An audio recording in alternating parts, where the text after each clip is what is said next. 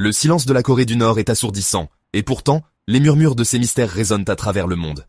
Cachée du regard d'extérieur, la République populaire démocratique de Corée reste une énigme, un lieu où les faits et la fiction se confondent. Mais derrière la façade des parades militaires, orchestrées et des déclarations ferventes, se cache une réalité vécue par des millions de personnes, une réalité bien loin des images brillantes de la propagande. C'est une réalité façonnée par des lois strictes, une loyauté indéfectible et un sentiment omniprésent d'isolement.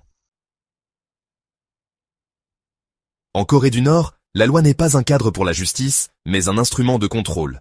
Chaque aspect de la vie, de la coiffure au choix de carrière, est sous l'œil vigilant de l'État.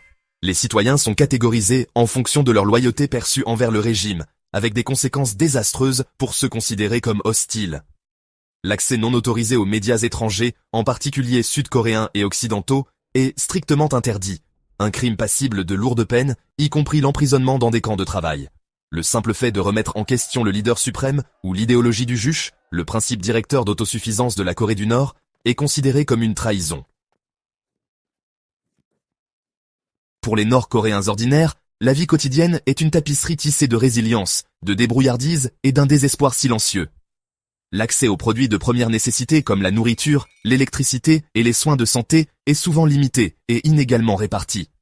Le spectre de la famine, un rappel obsédant des épreuves dévastatrices subies dans les années 1990, persiste dans la mémoire collective. Alors que l'élite de Pyongyang peut jouir d'un style de vie relativement confortable, la majorité de la population, en particulier dans les zones rurales, est aux prises avec la pauvreté et l'insécurité alimentaire. Malgré les défis et le voile du secret, il est crucial de se rappeler que la Corée du Nord n'est pas une entité monolithique. Au-delà du récit soigneusement construit se trouve une nation d'individus, mères, pères, enfants, chacun avec ses propres espoirs, rêves et angoisses.